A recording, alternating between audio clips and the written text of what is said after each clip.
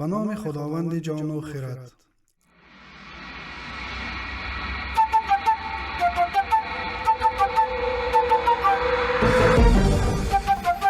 رادیو مهر تقدیم می‌کند برنامه‌ای که در آن می‌شنوید صدای بارش باران بهار و احساس می‌کنید بوی نمی خاک را.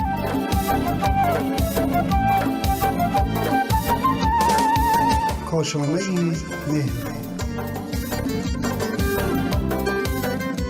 کاشانه مهر، جایی که در آن روح تازه می شود و زندگی با همین فراز و نشیبش جریان دارد.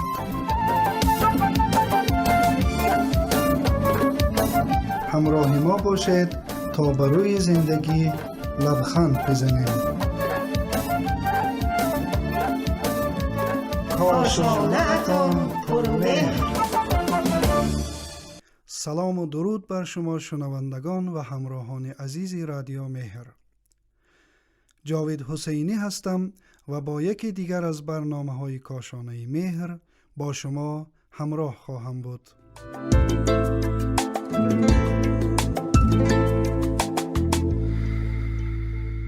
هنگام تحصیل در دانشگاه استاد داشتیم بسیار خوش اخلاق و خودساخته. این استادمان به ما می گفتند من فهمیدم که عصبانیت برای من هیچ فایده‌ای ندارد و بلکه ضرر هم دارد. برای همین تصمیم گرفتم که دیگر عصبانی نشوم. همیشه برایم سوال بود که آیا می شود آدم با یک تصمیم دیگر عصبانی و خشمگین نشود؟ همه ما در طول عمرمان موج عصبانیت را در درجه های مختلف تجربه کرده ایم. انسان هنگام عصبانیت به درگیری و کارهای بسیار خطرناکی نیز وسوسه می شود و بعضا از یک مشکل کوچک یک کوه بزرگ می سازد که بعداً برای رهایی از آن باید تاوان سنگین نیز بپردازد. حالا برای آن که در این حالت قرار نگیریم و جان خود و دیگران را به خطر ناندازیم، باید مواردی را که در ادامه برای مهار و مدیریت عصبانیت و خشم ذکر می شود در نظر داشته باشیم.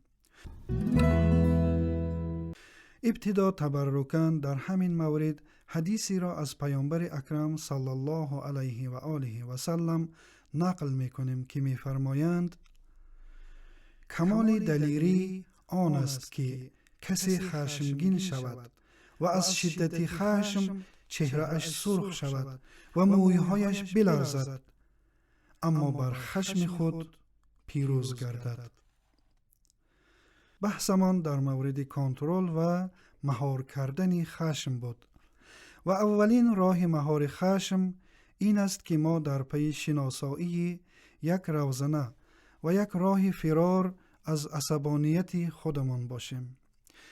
زیرا اگر به چیزهایی که ما را عصبانی می کند فکر کنیم حتما دچار مشکل و عصبانیت های پی در پی خواهیم شد.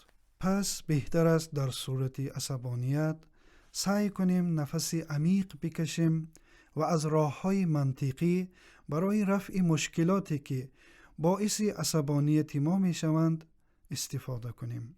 بخشندگی و فراموش کردن را پیشه خود سازیم، زیرا بخشش بزرگترین پادزهر برای رفع عصبانیت است.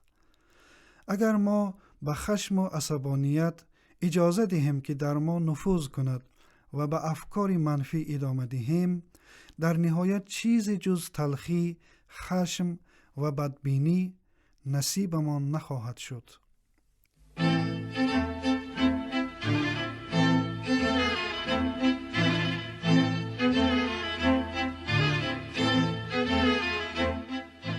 برای مهار خشم به سخن دیگران گوش دهیم. بسیاری از عصبانیت ها به این دلیل است که اشخاص فکر می کنند ما به آنها گوش نمی کنیم و توجهی به آنها نداریم. پس با گوش دادن به صحبت های دیگران ارتباطمان با دیگران را به صورت صحیح برقرار می کنیم و با این کار نشان می دهیم که به سخنانشان گوش می دهیم و به او احترام می‌گذاریم و این باعث همدلی بیشتر می شود و مانع مشکلات در مناسبت‌هایمان خواهد گشت. از راه‌های دیگری مهار عصبانیت این است که ما تمرین کنیم تا آرامش خود را حفظ کنیم. آرامش داشته باشیم و با آرامش به مسائل روبرو شویم. و مهمتر از همه این که سعی کنیم عادت‌های ناپسند گذشته امان را اصلاح نماییم. و در آخر یادمان باشد که عصبانی بودن و خشمگین شدن برای ما فایده ندارد و بلکه ضرر هم دارد. پس بهتر است تصمیم گیریم که از امروز دیگر عصبانی نشویم.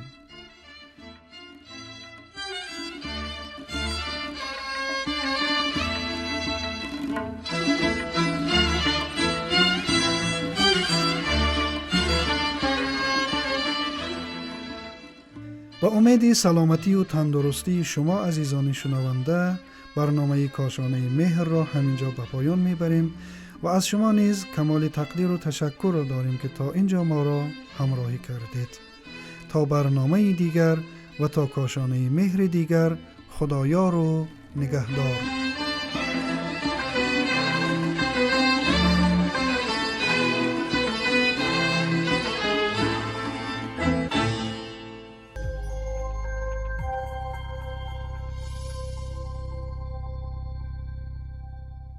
برای دریافت پادکست های بیشتر و برنامه های متنوع رادیو مهر، ارمغان امید و آینده می توانید با واتساپ ما با شماره +90 531 623 0676 پیام دهید و با ما در ارتباط باشید. اینچنین در کانال یوتیوب و فیسبوک رادیو مهر آبونه شده و ما را همراهی کنید. www.radiomehr.org